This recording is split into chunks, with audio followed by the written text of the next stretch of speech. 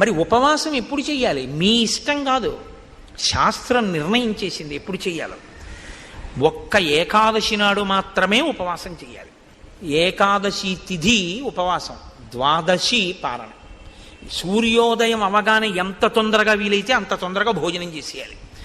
యంత్రాలని కూడా ఏం చేస్తామంటే షట్ డౌన్ అని ఆఫ్ చేస్తారు కొన్నాళ్ళు, ఓ 2 రోజులు విశ్రాంతిని ఇస్తారు, ఘర్షణ పుట్టేస్తుందని.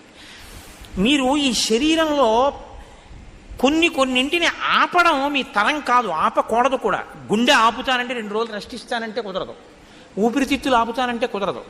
కానీ అన్ని అవయవాలకి కావలసినటువంటి రక్తాన్ని తయారు